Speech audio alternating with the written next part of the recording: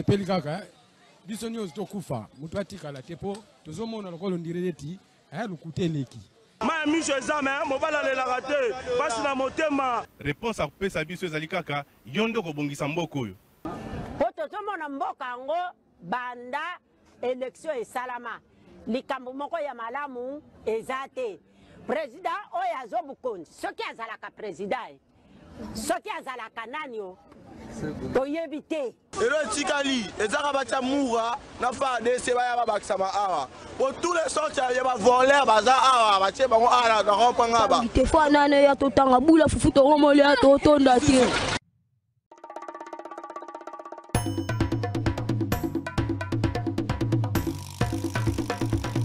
po tozomona mboka yango banda élection esalama likambo moko ya malamu eza te président oyo azobukonzi soki azalaka président soki azalaka nani o toyebi te elo etikali ezaka batia mura na FARDC baya babakisama awa po tous les sortes ya bavoleur baza awa mercredi 20 novembre 2024 mbote na bino nyonso esika bozali congolais pris de paix congolais ya motema molamu bato nyonso bangaka plus de moitié du Congo bayewana de topesi mbote na tongo ya leloyo bakolo ba mokolo ya leloyo l'opposition face à Félix Tshisekedi l'opposition fait bloc face à Félix Tshisekedi pesanga photo na bango bakolo ba lelo tout à l'heure à 13h communiquer moko commun oyo kosangisa bato ya FCC ya Kabila bato ya Martin Fayulu bato ya Moïse Katumbi bato ya Delice Sanga bato ya Matata Ponyo bato ya Seth Kikuni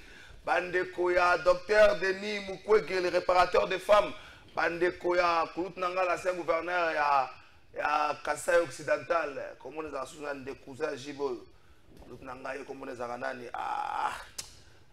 comment prénom moko za composé boy yebe asa kuna na sima kuna batu na ango nyonso ba kosala communiquer moko André Claudel Lubaya bandeko André Claudel Lubaya pe ba kosala communiquer conjoint moko oyo kosangisa bango bakoloba nini tozela bango lelo à partir ya 13h na ngambo na ye Félix Tshisekedi mokolo ya lobi liboso ya ba élu ya Okatanga tata mokonzi ekolo a expliqué ki makanisi na ye na likambo etali constitution alobi na bango pesanga yango en illustration avant toyoka yango na vidéo alobi na bango esika moko te alobi ke constitution ekobongola mboka oyo esika moko te alobi yango alobi te ke ko changer constitution nde ko développer mboko alobi yango te alobi boye alingi nde atika mboka oyo ke mutu akoya na sima na ye oyo akokita na ye akuta mboka sur de bons rails akuta yango wana mais mosala bakosala déjà oyo basi balancer ba mosala impact visible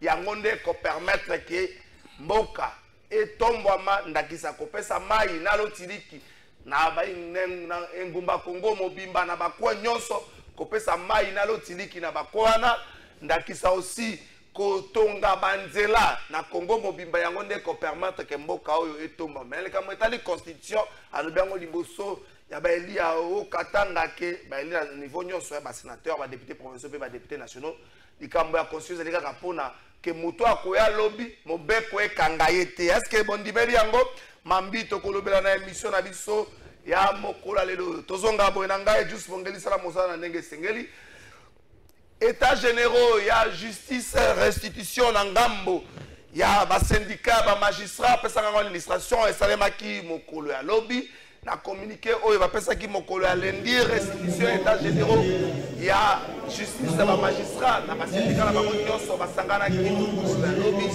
zambi mambu masobele na ngambo ya kuna mpona nini po ba magistrat ba symbole ete mosala esalemaki bien te na ba état généraux wana des organisations ezalaki makasi ndakisa mpona composition ya bacommission batie liste yo moko yo komi kombo oponi na commission ezalaki nde bongo na mituni mokili ebandi ya lelo bango moko mpe bamituni mokili ebandi ya lelo to ebandi ya kala balobi na nsima ya likambo etali rédaction ya rapport final bandeko basalaki rédaction baza na makanisi mambi malamu te makambo bakomi na rapport final oyo maître Mekilelo atangaki eza makambo bango basalaki mosala kuna te na yango Assemblée générale décide à l'unanimité 2 démarches ya kolandela.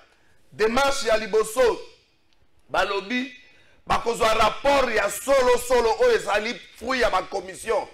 Bakokende kopesa yango bakomemela yango tata mokonzi ekolo les magistrats suprêmes monsieur le président de la République Félix Tshisekedi bakomema yango na bureau ya Assemblée nationale bakomema yango na bureau ya Sénat bakomema yango epai ya premier ministre bakomema yango na conseil supérieur ya magistrature pe bakomema yango epai ya ministre ya justice baza kobenga démarche wana démarche syndicale. Deuxième démarche oyo bazwi mokano nzambe kotoyo bukanga motema ezoya bazwi mokano ya kolandela na justice ya kopoursuivre na justice ba rédacteur ya rapport final ya état généraux ya justice à partir à lelo bazo déposer plainte contre ba rédacteur wana pona nini balobi batangi rapport à lokuta oyo bango bayokanaki te ya makambo esalema ikuta yango bakolandela bango ndeko na mboko totosanaka mozo magistrat olandela kokango ekozala mwa facile bakomoko banda makambo wana bavandeli yango donc soko ozalaki kuna okomaki rapport tala mwasi na bana pesa bango mbote yambaka bana mwa mingi mpo kozala mwa 3 jours bazomona te bazalaka na affection wana ezali maezwamaki kuna mokolo ya lobi tokosuka na yango wapi. Qui dit vrai dans cette histoire? Est-ce que le chef de l'État est appelé à trancher pour un camp moko contre l'autre camp? Monsieur le ministre de la Justice, par magistrat Bakizeo, d'une malice exagérée de vouloir tout, s'accaparer, de vouloir toucher à tout. Tokosuka na yango wapi. Ben invité mi balé na émission na biso baza ba juriste. Tentative ya Moyibi ya Linu ya Lumumba. Tout ça la série. Au-delà de makambo nyonso bandeko bazosala o enquête o nino na échangeur police moko ezalaka makasi.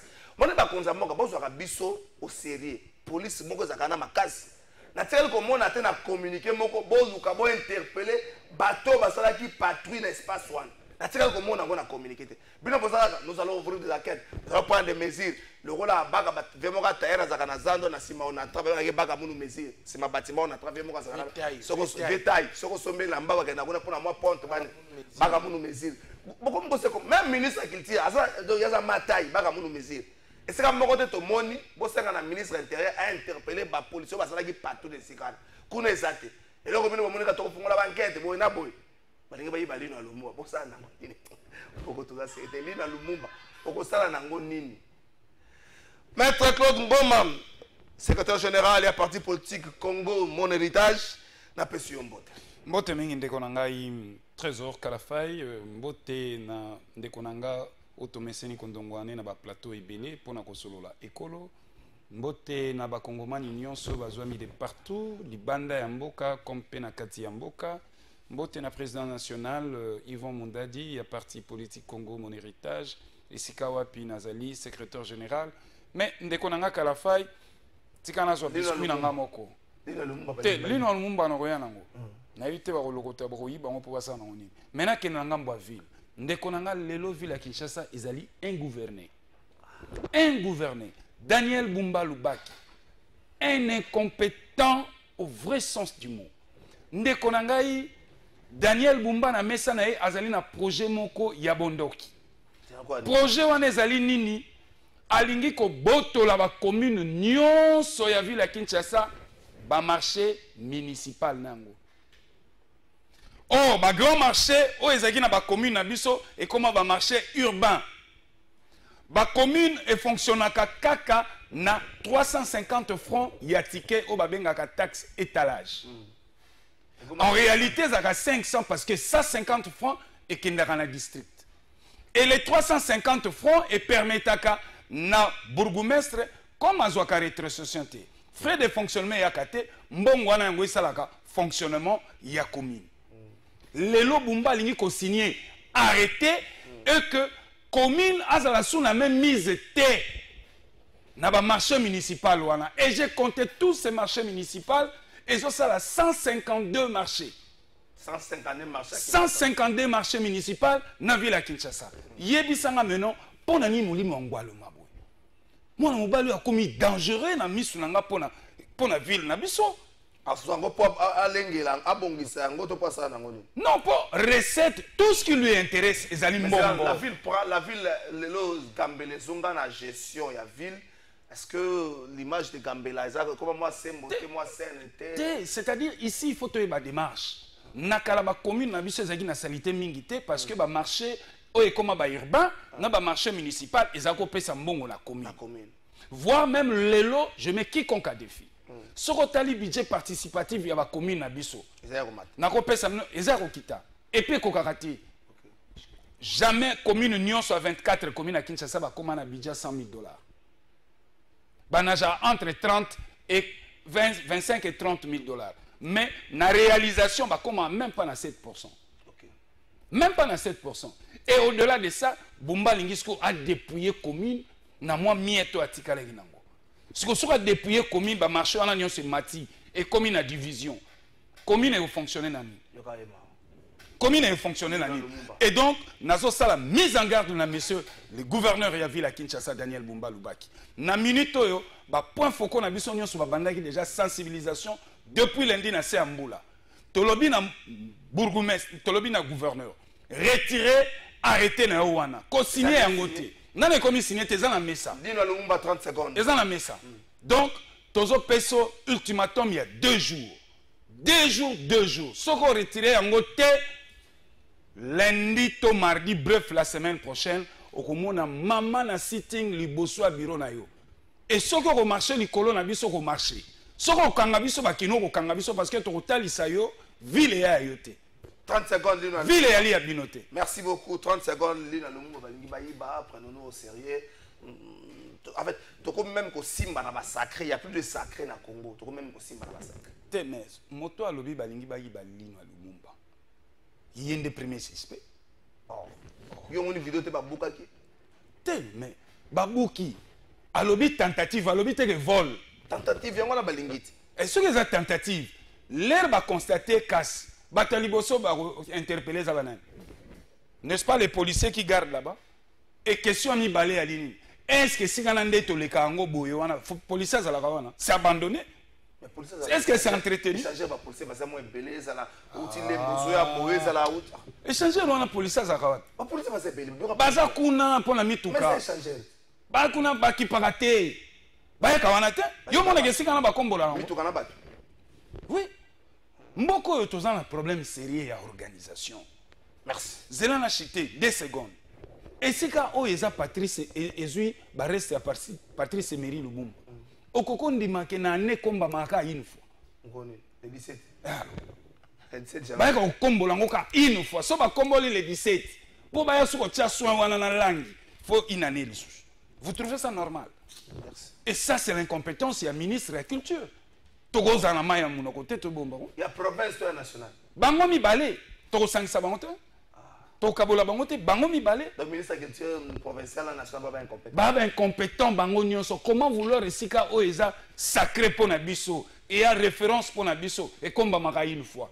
Kende sika ba bukita matite zawa. Na bite so binse kwa se bandi kuno. Maître Jean-Pi ngalula na pesi yo mbote Lumumba balingi balongola linu na ye ba ke nango esika ni to ebité. Mais je ne vais pas s'inscrire dans la logique à Claude Nkombe avoir l'incompétence, mais je me réfère à ma communiquer Basali. Nulle part, Basali communiquer mon conseil à la ministre de l'Intérieur, au patron de la police, il y avait le prophète a interpellé les policiers Oyo, Basalaki, patrouille au garde na périmètre, na nuit à lundi à mardi. On voit plus de communiquer sur des mesures à prendre, le rôle à papa taille ou à Simon Natra. Merci Nayo Mwanamboka Kalafai, Natina ite Obengisi Bayi, Kalaka ya. Bayekoli mobeko na leta pambate ozalaka na mbala mingi ya kolokota bato mosusu soko kolokotaka wapi we na ya otie grand cerveau avec un petit cerveau, débat équilibré.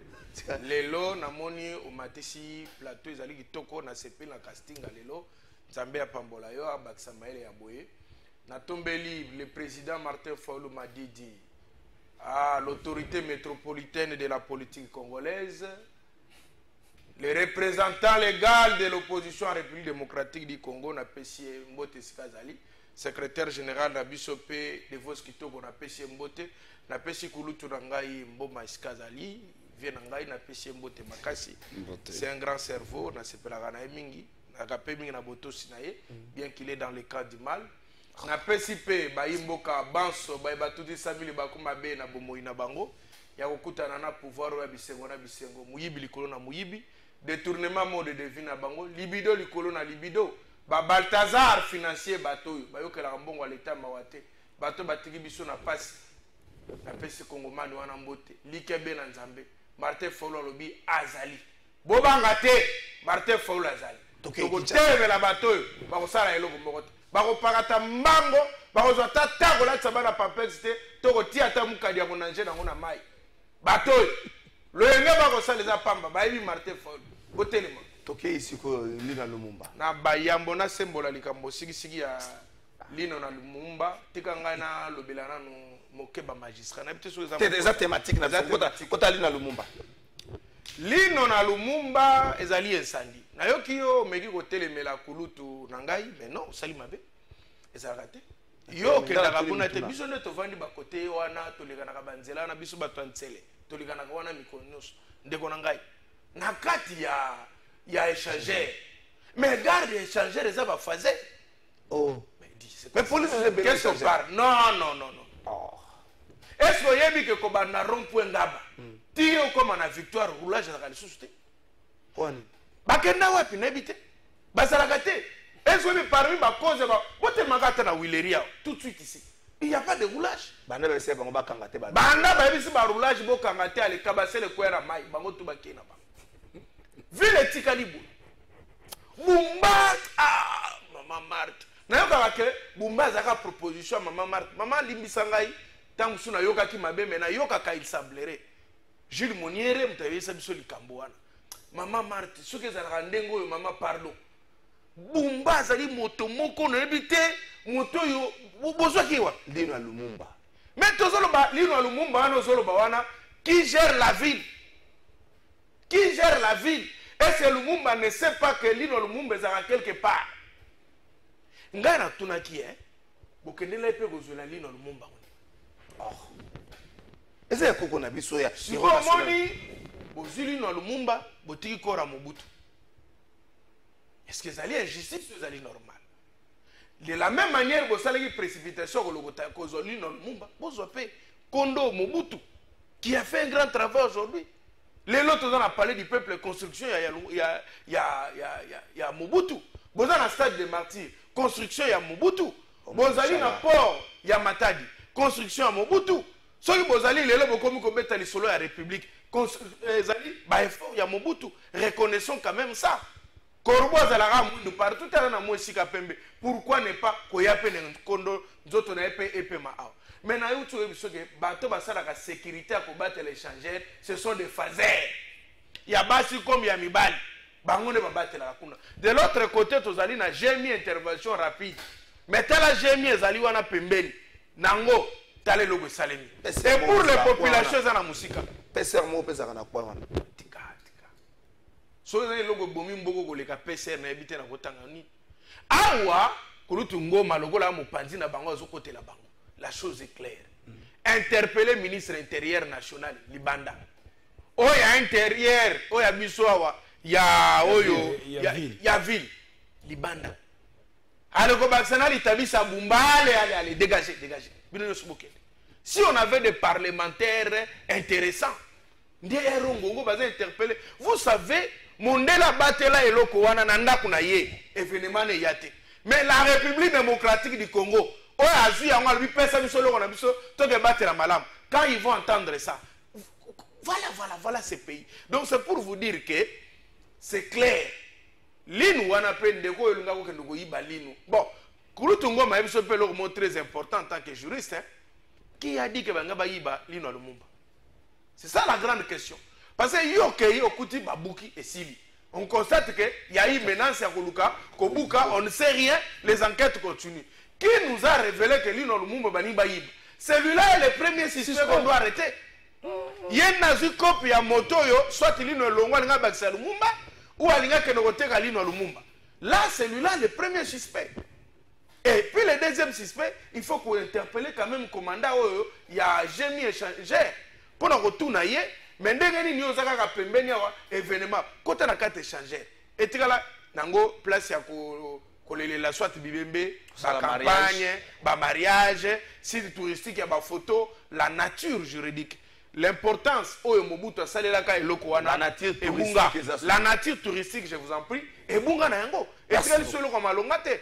Vous comprenez? Donc, ezali ndenge kulutungo mauti magistrat vraiment très bizarre. Bonjour de trésor vraiment mboka oyo eza na chance te. Comment place wana ekoki kozanga caméra batukutu na balopango na bango batia ba caméra de surveillance mboka oyo kalate ezo décharger comme déjà na 11%.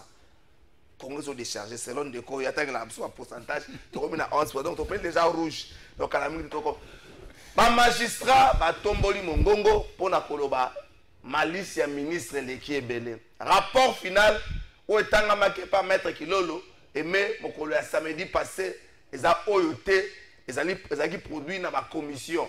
Ba le bien rapport à solo ba ko pesa ngo na chef de l'état na deux chambres na bureau à deux chambres à parlement na premier ministre la conseil supérieur magistrature pe na ministre de la justice moko mais azo fongola ba poursuite judiciaire contre ba rédacteur à rapport pona nini po ba yebisaki bango tango bazusa rédaction na ke oyo bozolo ba yango te me bato wana batieka ka bongo ngai na koloba mingi te avant na tuna ba invité mitu na toke na régie to ka ba magistrat bango moko.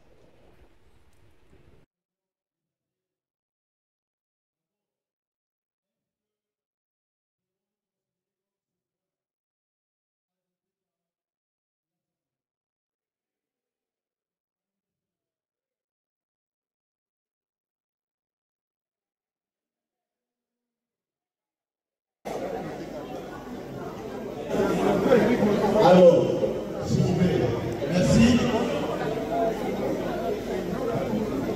Qui sont contre?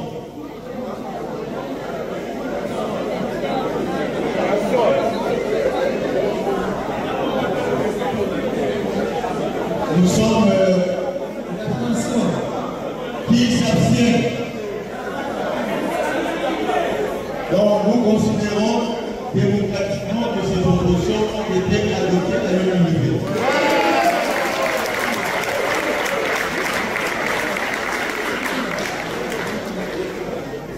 Donc, vous l'autorisez, votre comité qui est ici va rédiger une lettre contre les rédacteurs généraux de ce rapport. Et nous allons la déposer dans les heures de suite. Nous allons élever ces éléments de fraude, nous allons les présenter au ministre, nous allons les présenter au bureau du Conseil supérieur de la magistrature, nous allons également adresser ces rapports au magistrat suprême. Ça, c'est la voie syndicale. Alors, il y a également une voie judiciaire.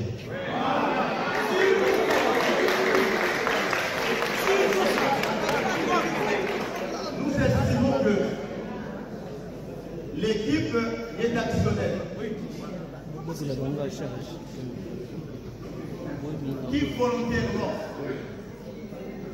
bien qu'avisée par nos camarades qui étaient avec eux, ne faites pas ça puisque ça ne reflète pas la réalité. Nous avons avec nous les rapports de chaque atelier signés par le membre qui dirigeait. Nous avons également avec nous les éléments audiovisuels de la plénière où on voit comment est-ce que nous avons voté en plénière, c'est-à-dire valider les résolutions de chaque atelier.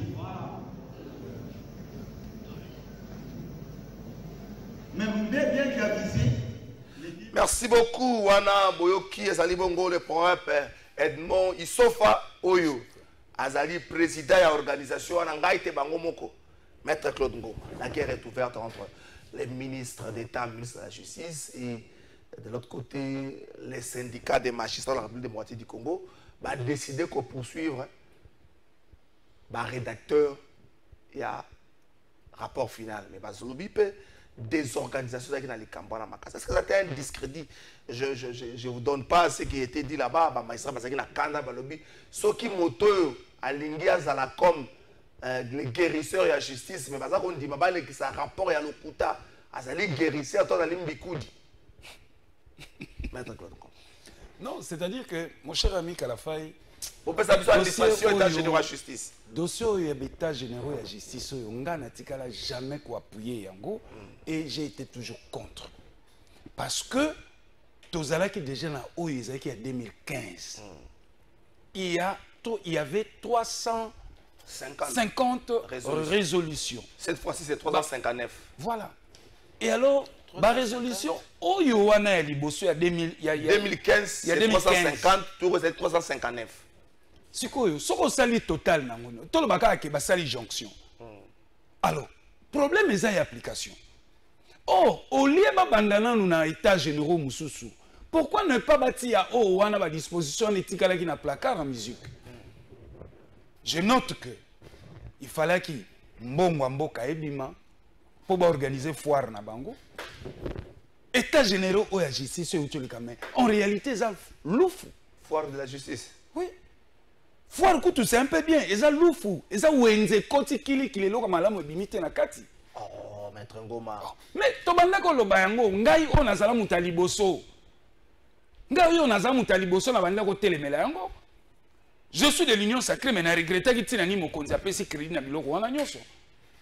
Ezali soni. Tala lelo sikoyo ba résolution bimi ba misu ba komi na makanisi ba pesa rapport à mabe bosiko yo rapport yo zo koma ya mabe na intention ni l'intention pourquoi lingi ko altérer vérité c'est là où il y a le problème et ce qu'on telle la composition et comment il en a fourre-tout balobi ba commission ezaki qui liste ezana important au côté moko poni commission mais je vous dis et comment qui foulou. Comment comprendre Eloko Bozo Vanda? Obi état généraux de justice et les états généraux. En réalité, autopsie. Ok. Il y a justice, même si vous Bélani. To Vanda, to analyser, ni les aussi mbaté, to formuler des recommandations. Auto bengi thérapie. Et en réalité, il fait réunir. Oui, en réalité, il fait réunir Kakaba panel. Il y a justice. Musicien ou Osani Nakati. Pasteur awa osani na kati. Ezali kambo etalo be bato baza na kati ya secteur ya justice. Juste simba kabiso nyonso. Te mais même simba kabino nyonso, banani ba travailler na kati ya justice.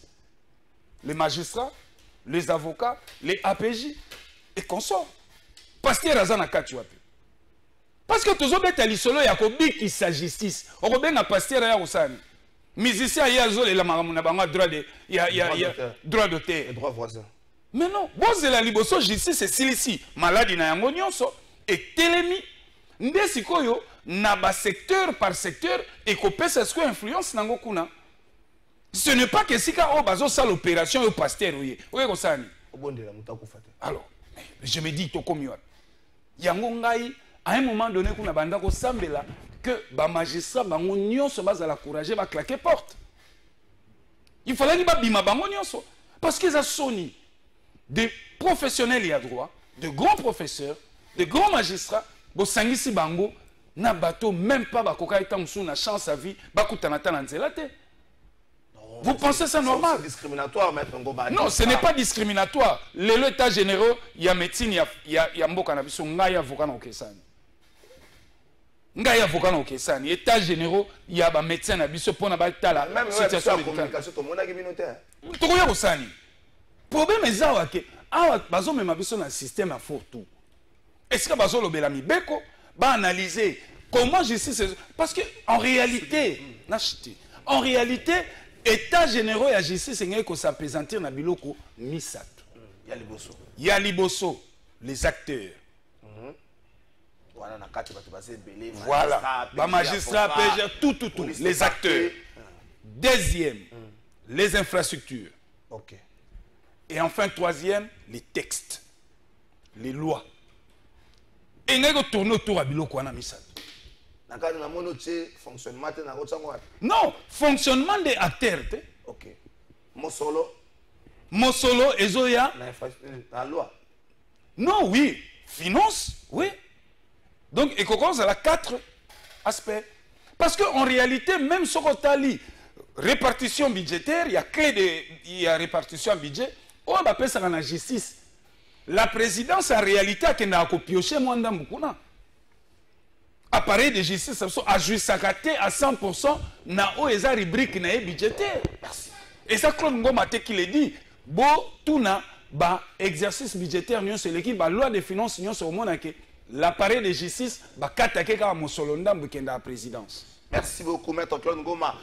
Maître Jean-Pierre Ngaloula, État généraux de la justice, une guerre ouverte entre le magistrat et le ministère de la Justice. La désorganisation, falsification et rapport final, mais aussi cette malice où le magistrat va accuser le ministre de la Justice de vouloir d'un côté piétiner Mossala Nabango. Merci Nayo Mwana Mboka Kalafai. Biso tokotikalaka ba scientifique politique et dominaka likola science na bisote. Ce que ça na bateau science politique a dominer science na bango, je ne crois pas biso. Likambo na ba état généraux de konanga na sina loba likambo mbala na mbala. To komi na phase mususu. Na lobaka na chef de l'état tango na moni yango ko tambola mabe. Nathalie Claude Ngoma ba pesi invitation ta ko intervenir. Na mitali ngai Jean-Pierre Ngaloula un grand cerveau. Bien que je sois de l'opposition, ba pesi une invitation que ne ko intervenir te. Alors que Moutamba yebi ngai ba magistrat ba yebi ngai. On s'appelle na kata ba. Landa ngai na non. C'est ça. Ba bengi ngai te. Na sutuki ba ke benga ba pasteur. Alata toji mokolo moko te, a traiter dossier mokolo moko te, ba tindie ake kuna ke kuluba.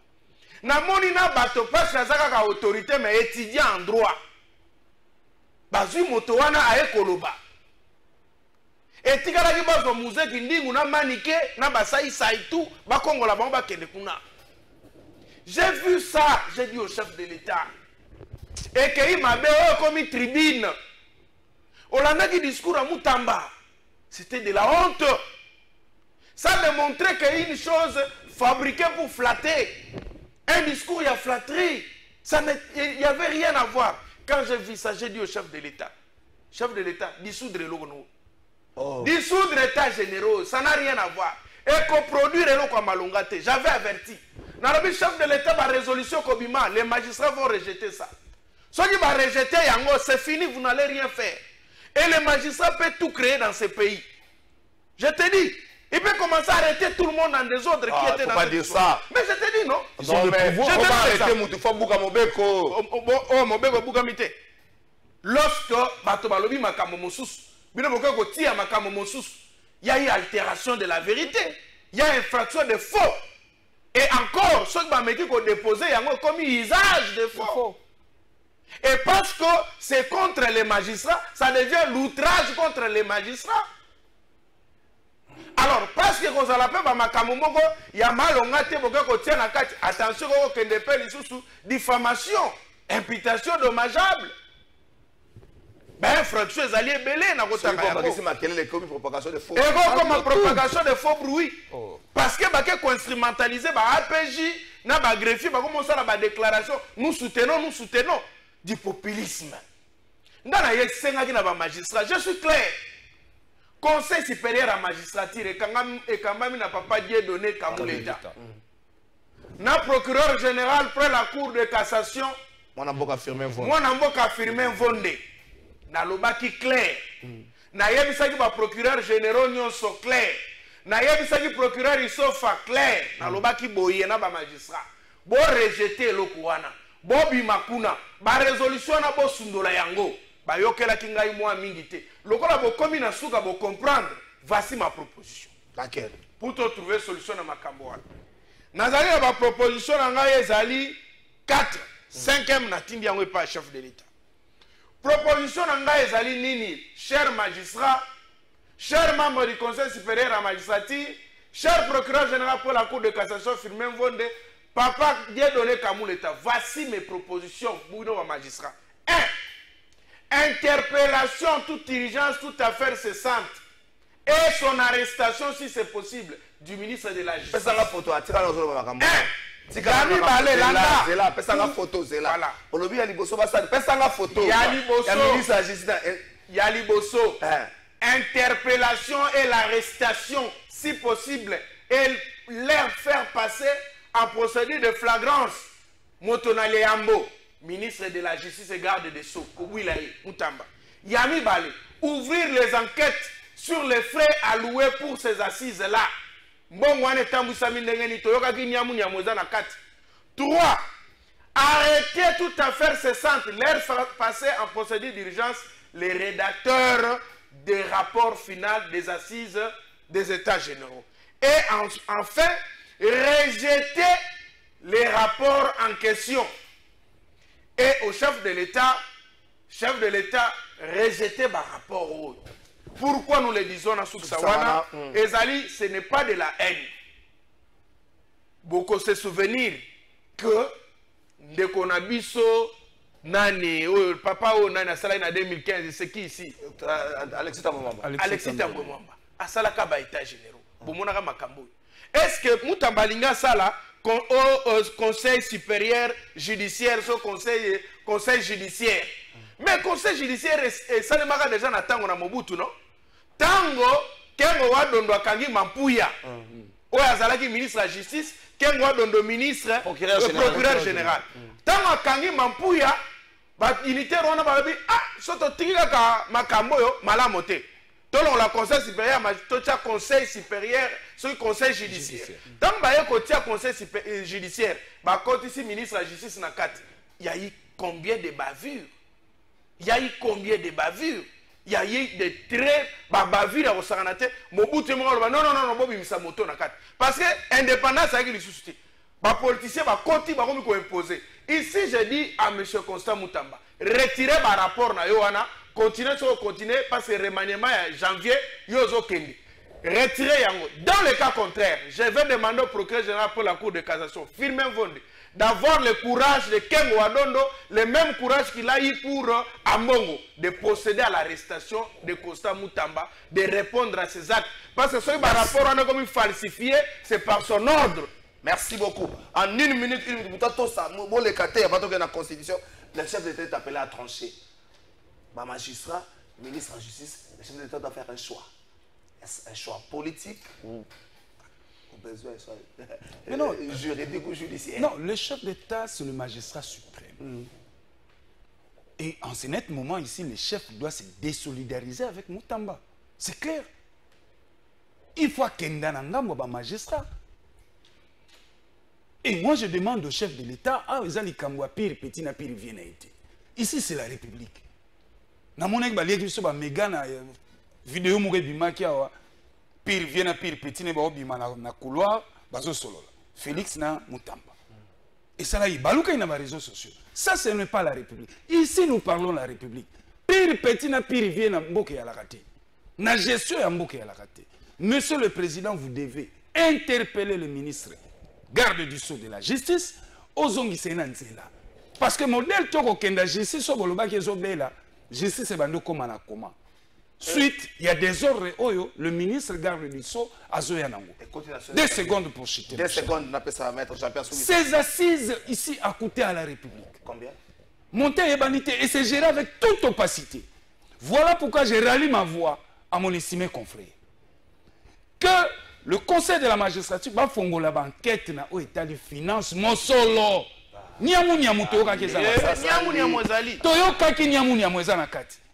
Non seulement rejeter, mais enquête il faut faire. Parce qu'il y a un problème ici. Il y a un élément élément d'intention. Qu'est-ce qui les motive pour avoir altéré des rapports au bâtonnier sur Basololaki? D'où Yiki Kezanase. Merci, Maître Claude Ngoma. Ndeko Jean-Pito Sougisanayo Likamboyo, le chef d'État doit trancher. Il faut beaucoup dire pour nous. Magistrat. Na ministère yomo otulo bazoluka chirurgien oya kolongola cancer myome o justice zaki na ona kata libumu mais chef de l'état to comprendre te to sengi bolimbi seko ko salema pe nzoka nde chef de l'état agenda ozokumukanga alors que zako senga bien toluka moto oyo ayekoli chirurgie mais chef de l'état to comprendre te azwi kumukanga to mama la joie yango tosengi na ye boye na malembe na bopete na kimia chef de l'état entre les magistrats qui sont les bailleurs du ministère de la justice et le ministre qui est le locataire du ministère de la justice, vous avez le choix clair. Ce qui est plus grave, les résolutions des magistrats n'ont pas été fidèlement reconduites dans ces rapports. C'est là où il y a eu un problème. Les magistrats ne peuvent pas être d'accord. Comment vous étudiez en autant il y a G2 et G1. Beaucoup de après ça, magistrat a une carrière, plus de 10 ans, plus de 30 ans dans la profession, il est étudiant à la PC Maloba. Parce qu'il est militaire. Parce qu'il y a une autorité. Dans une expérience, il y a l'expérience, c'est là où il y a mon le chef de l'État doit avoir le courage de se désolidariser de Moutamba et de mettre Moutamba à changer le ministère. À quoi l'ongola, la ligne à la pire petit naï, à quoi même conseiller la présidence, soit après ça t'appelle élevage, tu appelles ça ta recherche scientifique, ou carrément, à petit à ministre des villes, ministre provincial par exemple de l'embouteillage. Pour que avec son courage, continuer. Pour nous, nous disons clairement, les chefs de l'État doivent voir. Papa Naïbisayo, institution mon côté, pouvoir mon côté, et qui élever la nation. Mais c'est seulement le pouvoir judiciaire qui peut élever la nation. Alors si ce pouvoir doit élever la nation, les chefs de l'État, vous devez savoir que Ndeko Moutamba a démontré ses limites. Il a démontré que le ministère est l'équipe na kilo. Bango ma bango ba soutenir kayo otie bangote. Ba juriste mitu et ça la malamu bazali. Chef de l'État moni bangote. Ozu mutuna populisme et puis qui dit que moi je vise 2028. Ah, le chef de l'État est bien là que Moutamba vise le 2028. Merci beaucoup, maître Jean-Ping. La voulu me prêter à nos ministres intention. La justice élève une nation, dit-on. Est-ce que na Oesalemaki na état généraux ya justice et qu'il y a solo kotombo la mboka na biso. Toke sikoyo na makambo ko tsabato na bana plateau sata po bakabwana ya solo sata côté la bango bakabwana. Ba opposant ba koloba lelo na 13h bakabwana sata côté la bango bakabwana. Ba opposant ba koloba lelo na 13h. Mais ya mbobango baloba chef de l'état za ko limbola makaniste po bazo prêter ba intention alors bazo conseiller ga makambo ya koloba ka walinga tika a s'éterniser na pouvoir ba posa bangwana ba koloba mais les photos de Bachia Kabila ça ko la kangili ko fezo bi maman bien te soki ça le kofi à gauche Kabila za moi sportif ko che photo kangili ko mais à gauche ezo bi maman bien te botuna matin ba ko la ba force na kofi surtout à gauche so kangami bon fala bo chane ba ninga ba che ba ko basi maboko wana ezo bi maman bien te on dirait mutu moko so ngazo hyperkit na lobi na ngelo ko moko te ozo silika kwani atangi yo chef de l'état lobby déjà à lobby makanisi zate ya ko s'éterniser au pouvoir mais ça makanisi ya ko tike la moto akokita na lobby Congo ya malamu mais pour ça bakay ko bongisa ko conseiller zo bloquer ko bongisa compte aso sala déjà boyo kaye bongo to zonga wa siko na plateau bakabwana toke na riche. Je veux simplement apporter à mon pays ce qui va lui faciliter les choses dans son développement, que les décideurs qui viendront, si ça marche avec moi, tant mieux. Donc, quand moi je partirai, en tout cas, celui qui viendra ou celle qui viendra trouvera quand même des instruments beaucoup plus améliorés, beaucoup plus efficaces pour sa gestion. Et j'entends l'opposition qui dit c'est pas ça qui va arranger. Mais non, je n'ai jamais dit que c'est le changement ou la révision de la Constitution qui va nous aider à régler ces problèmes, puisque nous attaquons déjà ces problèmes. Aujourd'hui, nous les attaquons déjà. Je viens de vous parler de mes 6 engagements, je vous ai parlé de l'emploi des jeunes, je vous ai parlé du développement de l'accès à l'eau et l'électricité, et ça se fait sur le terrain. Vous avez entendu le programme du ministre des Ressources hydrauliques qui fixe à l'horizon 2030 au moins le cap de plus de 60% de notre population qui aura accès à l'électricité. Donc des choses, sur on n'a pas eu besoin de toucher à la Constitution pour ça. Si on veut toucher à la Constitution, c'est simplement pour accélérer ces choses, les faciliter davantage. Donc c'est pas, comme je les entends dire, oui, mais c'est pas ça qui va arranger. On l'a jamais dit non plus. n'a jamais dit que c'est ça qui va arranger les problèmes des gens. Nous voulons simplement nous faciliter la tâche pour être beaucoup plus efficace. Anzambe, mbongo ezalata makasa. Anzambe, mbongo ezalata. Napesi ministre ya transport ya Kinshasa mbote. Excellence monsieur le ministre Boba Miso, napesi yo mbote, ministre ya transport ya Kinshasa. Napesi yo mbote. Bonjour papa Trésor, eloko bo expliquer biso rôle du vice-ministre Atuna maître Jean-Pim. Mon idole a expliqué biso rôle ya vice-ministre à justice po aza mutu ya ba populisme kaka makasi trop na kobengisa bakulu na me musala rien sur terrain Congo et sala nini papa Trésor pona ezala boye. Ah, nazo pesa ka ba ministre mbote. Na pesi ministre Tengeli Tombote, ministre des villes.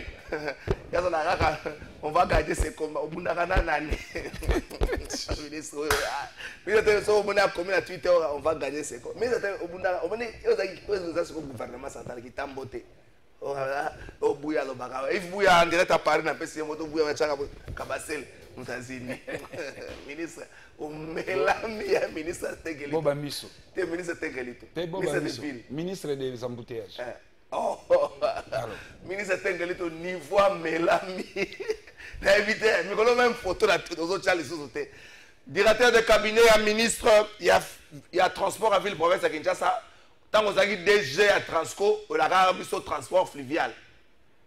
Tchala biso ba photo au zo banda kana mingité transport. Monsieur le directeur, maître Chief Chipamba, directeur de cabinet à ministre transport, il y a ville. On a regardé biso tant qu'on a dit DG à Transco, transport fluvial. Yango wana, c'est la déclaration. Le loyo avant de tout na batu baza awa le na transport to tout na yo. O tira procédure na niveau nini. Poto na masuwa na mai et donc tambo la transport zo bela bato na ke Kinsuka na ke Maluku. To mona yango to tika balabala libre. So to tout niveau to fingi mutu. To ça les soum. Ndenge moto zo rappeler chef d'état que pour un enfant de Congrès à 2025 en novembre comment na suka na fingi mutu. Merci beaucoup. Maître Claude Ngoma. Maître Claude Ngoma, la constitution, la révision. En fait, premièrement, avant tout comme le chef d'État a continué à brèche la population, à définir même pas ce qu'on a posé, à changer, à réviser. À la population a décidé. Est-ce que ça a été le cas où il y a opposé à ce malamouté pas en 1 minute 30, il peut en même temps 1 minute 30. Avant tout mais chef de l'État a clair, c'est un démocrate. A talissi une procédure. Alors bien en place une commission l'année prochaine. Commission de kosala musala nango. Ceux qui basilisi bakokenda wapi na Assemblée nationale. Kotika oya bango makanisi. Ceux qui balongwe na Assemblée nationale nde mutakotala est-ce que peuple mutako départager ou soit teko suka na niveau na bango ya Assemblée nationale. Et alors ceux qui Assemblée nationale ont dit non, il faut peuple à trancher par référendum. Et dans ce cas, le président de la République a causé convocation, il y a opération référendaire. Voilà. Les chefs, aza transparent. Les chefs, aza démocrates. Mais mabe ya bande qu'on a vu sur opposition, bazali na ba intention ya mabe au regard ya président de la République. Sur le 30 secondes, le Camboya, le Bumbashi, tant que chef à lobby, Moutounio Soyo, à manipuler la population, à qui va poursuivre judiciaire au Salapolae, va poser la menace directe. Est-ce que le chef ne menace pas au Kangabatou, au point de vue contraire, à la Cambotali révision ou changement à la Constitution? Non, chef a bêti alerte parce que. Manipulation à infraction à code pénal. Non, manipulation est comme à infraction, et comme à propagation de faux bruits. Les gens manipulés, ils ont manipulé la vérité. Il y a des faux bruits tels que Félix Alingi a changé la constitution pour être à la seko na seko. Il y a un président Lubumbashi Tuni Bango. Nani a ebisaki bino lisolo à 3e mandat. Na kosilisa na kotambola 26 provinces ngala bana nanga na ba master nanga. Tango Augustin Kabuya lobby constitution o ezali malédiction pour na mboka propagation de faux bruits. Non, on est propagation de faux bruits. Propagation de faux bruits ezali ni koloba lokutana oyo moninga lobby te. Est-ce que constitution est une malédiction? Non, constitution na biso ezali malédiction te. On est à point de vue à Kabuya. C'est comme Claude Ngoma a aussi ses idées dans le point de vue autour de la propagation de faux bruits contre la Constitution. Non, non, non. Et cause de la propagation de faux bruits, mais ezali outrage na beaucoup li kunzi. c'est pas moi le magistrat. La juriste, c'est pas moi le magistrat. La juriste, c'est c'est-à-dire. Interroge ton cerveau. Non, bakoki kokanga ye na yango te. Mais sauf que bakoki obeko interpeller pour que asenga bolimbisi na peuple, parce que l'air à lobby constitution ezali malédiction, alors que cette constitution nous constitue comme étant un peuple. La constitution, en fait, c'est un acte de mariage entre le peuple et la nation et l'État. Alors, ce qui beaucoup en est la malédiction, c'est que ce peuple est maudit. Donc c'est ce que toi maudit. Voilà, il y a mon avis que bako ngana senga ki na kabuya. Ngana kolobango te peuple a initiative yemoko, mais ngana senga ki Augustin Kabuya a présenté d'excuses parce que ba propos na wana ezalaki mabe. Merci beaucoup maître. Parce que ce qui constitution za libabe, c'est que le président de la République Azali Babe, c'est que Kabuya Yemoko Azali Babe, et par conséquent, toutes les institutions de la République, Ezali Alibabe et tous les Congolais. Merci beaucoup, maître Claude Ngom. Maître Jean-Pierre Ngalamouloume, Bino vous prêtez fait que de l'intention, il n'a nullement l'idée de s'éterniser dans le pouvoir. Et aucune explication à Claude Ngoma. Il y a les Kambotali, Obino Bozobenga, menace, n'a pas tenu s'opposer dans les conditions de révision et un changement de constitution. Ceux qui ont une manipulation, c'est-à-dire que c'est la moto Makambo, une infraction, la propagation des faux. Est-ce que Maï Kabouya, la constitution, a bis Zali, malédiction, Zali, propagation des faux. IDPS. Nande Konabiso Kabouya, na chef de l'État, ne ba koseli constitution Makambo. Bisote. Bangonde ba koseli constitution Makambo. Pesanga constitution, ngane muna ko bandotanga. Ngana tanga na solution na pesa ebile tokendaka. Yambona na ebisa yoke. Kulutu Claude Ngoma soke komi likambo na série sika yebike awa magistrat face à Moussana ye. Akoma ka hybrido compliqué. Akino boazu no boe. En soi tu retiens pas bonne chose. Outrage aux emblèmes de l'État. C'est une infraction. Okay. C'est une infraction qui existe. Qui dit une infraction, c'est une violation du code, d'une disposition du code pénal. Est-ce que ce n'est pas une infraction? Oui, c'est une infraction. Il faut qu'on mais Kabouya Zamukangamite, c'est un prisonnier en liberté. Oh. Comment Kabouya peut dire Oyo, emblème de la République, Abengi Yango, constitution Yalibabe? Heureusement, Kouloutou Azalia a représenté une sacrée à lobby. Le la constitution est Alibabe d'après Bango. Donc, chef de l'État, le roi Prétaga, chef de l'État Alibabe. Bango Kabouya, Kabouya Moutalibabe, IDPS Alibabe, mais institution Yamababe. Bon, parce que nous sommes Alibabe, est-ce que vous comprenez maintenant? Wana na outu c'est ok, Kabouya Zali arrestable. C'est une infraction, on doit l'arrêter. Tout dépendra de la démarche instructeur, de la justice et comme ça. Mais sinon, c'est une infraction, on peut l'interpeller, l'arrêter. Deuxièmement, la révision ne demande pas le référendum. Nous sommes en droit constitutionnel, général. Notion élémentaire. Même en droit comparé, en droit constitutionnel comparé dans d'autres pays du monde. Une révision ne demande pas qu'on appelle les gens au référendum. On ne peut appeler au référendum que lorsqu'on veut maintenant changer. Parce que pour réviser une constitution, c'est une procédure parlementaire. Une disposition qui fait mal, vous proposez au Parlement et puis ça va, ça passe. Même si le mabé en décochulongo uti wapi. Avec Odindama, ndenge mokona maman premier ministre ignorante de la constitution. Chef de l'État est quoi alourdir Makamboy.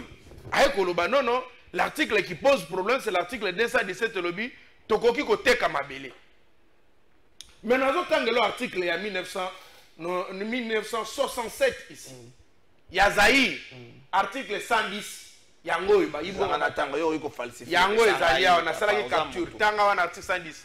Envie de promouvoir l'unité africaine, la République peut conclure des traités et accords d'association comportant l'abandon partiel de sa souveraineté. Ou un article combien?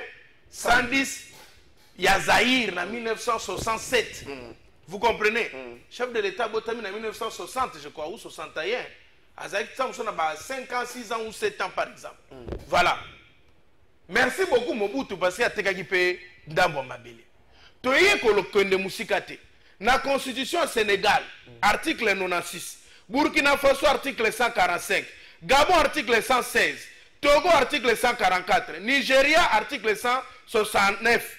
Ghana, article 73. Côte d'Ivoire, article 155. Tchad, est-ce que va passer chef de l'État Combo? Na Veni, va passer Veni Combo naï.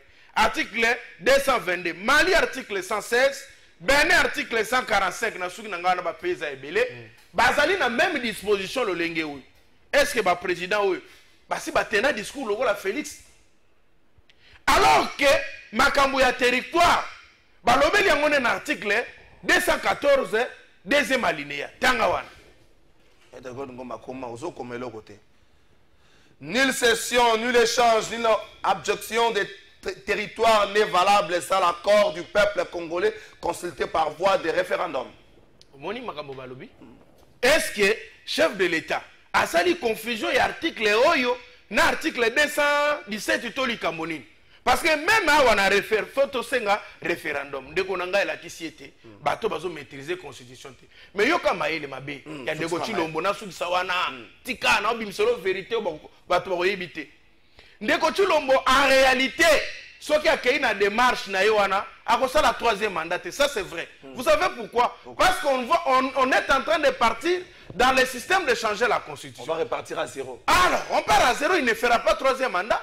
Comment on va partir yoka maele mabena? L'anda bien à Katanga. L'administration à chef de l'État. En Katanga alobi boy. Alobi les résolutions qu'on m'a données dans l'état général de la justice, il y a quelques articles qu'on m'a remis, n'est-ce pas, qui nécessitent qu'on les change. Quels sont ces articles? Zelana peso pardon mon amboka. Pardon de konangai. Soko au katanga minute nanga opesa ngoma na maloba suka opesie. Tokende na article 149. C'est ça. Tangaka première alinéa. Article 149. Le pouvoir judiciaire est indépendant du pouvoir législatif et du pouvoir exécutif. Tanga Shigoyo, article 152. 152. Le Conseil supérieur de la magistrature est l'organe de gestion du pouvoir judiciaire. Voilà, attendez, je te donne maintenant. Lisez l'article 151, Mondelo Yaliboso. 151. Le pouvoir exécutif ne peut donner d'injonction au juge dans l'exercice de sa juridiction, ni statuer sur les différends, ni entraver les cours de la justice, ni s'opposer à l'exécution d'une décision de justice. Moutamba na résolution na ya lobiboy. Chef de l'État, na ministre de la justice, et sengeli bakota na kata conseil supérieur à magistrature. Soki bakoti ndeko na ngai, bako changer article 149 wana. Parce que Bakoti, basé sur son indépendance, exécutif et côté dans le pouvoir judiciaire. Alors, ce que Koti maintenant, l'indépendance du pouvoir judiciaire est cause à la liste sous donc article 120 de la Constitution Nabiso est comme irrévisable. Merci. Et là maintenant, on change directement la Constitution. Chef de l'État s'éternire dans le pouvoir, dans le mandat il y a 14 ans, il y a 7 ans, balami balé. C'est ça, maël et mabé. Biso toko lo balé, pour nous côté le mélandego chilom. Merci. Comment on a ba marche et tirala ko sale mana noté. Tozo on a déjà ba bois tout nyon son anzela au katsa braza. Merci beaucoup Jean-Pierre Galamulu Basaline de trésor. Wana ndeko wana maloba azolo ba bien te mutamba zo sala musala na bien mabe nini azo sala. Merci ndeko ngana ko commenter makambo ko loba te na boyi na ngai. Bonjour ndeko Kalafai Union Sacrée Botika ko bebisela ngai bana likolo na bango mwana na ngai ayebi kaka Kagame na à part Fachi na Afrique pays akangi à part RDC eza Rwanda likolo nango article 217 ekotiye likambu en tout cas RDC et Pumbwaka ba état généraux wana eyebanaki ekosuka boye soki ba prolongation ekoti est-ce que mabe ezali maman Rachel Chilumba depuis maman Mobutu maman tindeli ngai na journal officiel l'article na kotanga bonjour Kalafa elelo ngai na moni ndenge olakisi position na yo même ba invité na yo basali bien te Constant Mutamba aza ministre il faut koyeba valeur ya mo wana tobengaka excellence maloko ekotonda Yves quoi pesaka numéro Yves Kwamba na benga na télévision za ko intimider bato maloko ekotonda yo kangaka bato yo Yves Kwamba so Yves Kwamba yo kangaka bato ozo wesa so poso bonga na koteli mutu to ba inviter baza olo ozo otina message o maloko ekotonda yo mto kotsa bato na maloko pesaka numéro na benga direct ava bokata émission na benga direct aisa biso sekandi maloko ekotonda bonjour Kalafa et tuna bato oyo baza na plateau soki baza bana ya bitumba ya ba magistrat po ndenge basali ministre Mutamba eza soni pona bango na bapara na plateau ndeko junior wa balenga.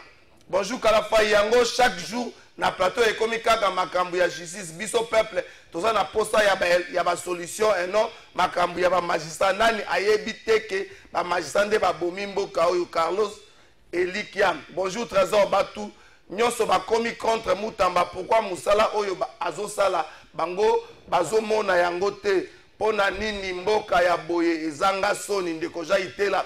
Bonjour Trésor le ministre Costa Mutamba azana nous très jeune batika bitumba wana pona poste wana aza jeune makasi pe azosala musala bien mais biso pe na plateau bokomi kobundisa ye ndeko Gedeon Maswangi bazobundisa ministre ngo babetie likofi basali ye nini nazo comprendre bino te bandeko na ngai. Je vous suis en direct de Brazzaville et bonjour journalistes et les invités. Malgré que tes invités ne répondent pas souvent aux questions de vos téléspectateurs, s'il vous plaît, demande à M. Jean-Pierre qui sont censés décrire la Constitution. Et puis ceux qui avaient écrit notre Constitution, avaient-ils le mandat de peuple? C'est une Constitution transitoire. Il n'y a pas du respect envers le président de la République. Je vous suis depuis Brazzaville, c'est Dieu levé. Aïe, aïe, aïe, message sur Nabina Tanga. Bonjour, Ndeko Kalafa. Tout le monde de attend article 215 dans le Yango. Bonjour Ndeko Kalafai, vraiment l'obéla bisona nous pona snel na machine à quartier doit toujours foutre ta facture et en fait sans avoir le courant ceux qui otuni ba lobby toko kitisa singa. Aïe aïe aïe, sona binatanga oyo bonyo so toko sisate. Maître Claude Ngoma au répliquer et plutôt sur ça. Kalafai mon petit, si vous pouvez m'envoyer Ndeko Rangai. Nzambe. Cause la journée ça passe hein. On va la charger. Nzambe pour me fois ba chinois ba me kuisa mwana ndi me bokila tukasaka mwana ngona natanga akombo nayo Maître Claude Ngoma. Très bien. En une minute rencontrer Maître Jean-Pierre Ngalamouloume, je crois que apesi ba élément oyo ye amoni mabe à le chef d'État ça n'a posté à sa troisième mandat mais à s'éterniser en changeant la constitution les compteurs revient à zéro, les compteurs reviennent à zéro même pour Joseph Kabila. À ce la constitution fait ce qu'il y aura, selon lui, 7 ans fois 2, ça ferait 14, plus les 10 ans, il y aura 24 ans. Bouya, ça va, il calque sur 14 ans, plus 24 ans, papa Moussa, comme à 100 ans. Donc... Non, c'est-à-dire, tout à l'heure ici, Nyonsoyo, mon estimé confrère Jean-Pierre Galula, à Outikoloba, il y a propagation de faux bruits. Le président, hier encore, devant les élus, les sénateurs, abandonné yango so alobi yango bien bozo prêter d'intention pour même les dispositions au PCO awa 40 141 149 jusqu'à 151 eza na kati ya constitution mais yazo pesa intention ya ko changer yango que non ba résolution outil déjà na kati ya ba états généraux il y a deux dispositions au déjà ba PCA na ba avantage tout ça sont des faux bruits. Ndeko Jean-Pierre Outiko beta lisolo article 217. Ndeko nanga d'accord na yo. Disposition les en ba constitution nyo sur le monde entier. Mais soko tali ba constitution monde entier bino ba tozo tanga ngwa. Landa ba linéaire la ndeko mona ki ba tie verrou et ba constitution na bango ba lobby yango clairement. Quels sont les éléments au ekoki kosala abandon partiel?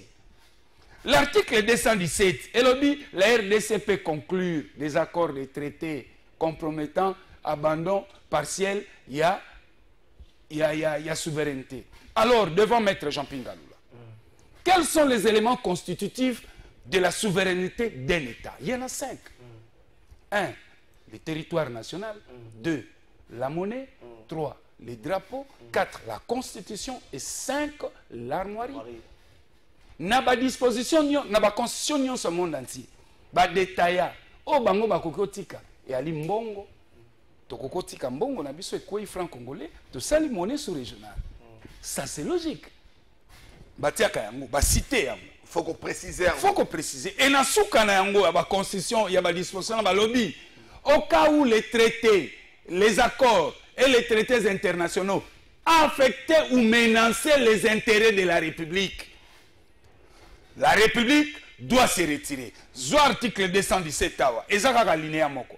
Ezaka paragraphe moko. Batika yango ka bo. Veru ezate. Non, j'arrive encore. Nos amis de l'opposition. Félix Tshisekedi a vidé bango si distance tout. yango so mais oui baza sur na discours batika lelo kwa pamba parce que opposition discours nango ezali nini président Tshisekedi alingo s'éterniser na pouvoir Félix a répondre bango non Félix alingi ko changer constitution pour ezala taille sur mes ailes lobi na Lubumbashi ayebisi bango nazo sala yango te pona ngai oya koya mokitani na ngai bon nyonso wana siko soki mokonzi alobi ba propagation de faux bruit ba kokanga bato maloko makotonda boko pri boko lobani d'où ngai nazo senga na ba leader nyonso ya opposition o ba koloba lelo bati ya mai na vino na bango base la commission est en place et cette commission ce qui est mis en place une commission voilà sikoyo ba kopesa biso matière en réalité c'est net moment débat et kokyo zalate parce que nous débattons autour de quoi. Merci beaucoup. Est-ce que quelles sont les matières où il y a objet, il y a révision de la constitution, topé, il y a ma constitution à Sika. Une seconde. Une seconde. Mon cher ami, notre avocat, c'est le droit constitutionnel. Ce qui est l'autre le but qui est la constitution à Sika, comme la biso, il nous faut une convention constituante. Est-ce qu'aujourd'hui cette question est sur la table? Est instituée? Non. Alors. Merci beaucoup, Maître Claude Goma. Ndeko Yves Kwambi, au Rotangela ngai ministre à Salaki test, pas comme un ministre. Comme excellence, nous devons respecter, reconnaître la valeur du mot excellence. Pamba, ministre test, pas comme le chef d'État Félix Tshisekedi. Le reste a Félix Tshisekedi m'a nommé Bango. Comme la première ministre, Tina ministre Félix Tshisekedi m'a nommé Bango. Comment me besoin de nommer la ministre? Qui vous dit qu'on doit appeler le ministre excellence? Ndeko Soki c'est pas là. Ndeko Nangai, Nabandi Koibisa Kulutu Nangai, Claude Ngoma ke. Mobeko tango to yekoli ya yekolaki avant ngana ko ya na simana ye ayekoli ya yebiete soki mobeko lobi eloko te koloba te soki mobeko elingaki koloba elingaki koloba na yebisi que la commission est parlementaire en droit constitutionnel pur et simple. Le chef de l'État n'a pas cette compétence là en vertu de l'article 218 de la constitution abisso. Bazo reconnaître un chef de l'État congolais l'unique pouvoir c'est d'initier de prendre l'initiative de la révision. Mais pour mettre en place, laissez-moi ce montant, pour mettre en place une commission, la commission est parlementaire. Donc lui donne l'initiative au Parlement et le Parlement crée une commission pour étudier son initiative. C'est parlementaire. Le fait, si le chef de l'État le fait, il va tomber par l'article 10, l'article 165, qui dit que si le chef viole la Constitution, il commet l'infraction de la haute trahison, là on va l'arrêter. La souveraineté, pour te mettre clair, la souveraineté n'égale pas le territoire. Ça c'est clair. C'est quoi? La souveraineté n'est pas égale au territoire. Le territoire, si il n'y a pas le territoire, comment serait souverain? Laissez-moi je finis. Est-ce que les éléments constitutifs... Laissez-moi je vais finir. Si le chef de l'État fait...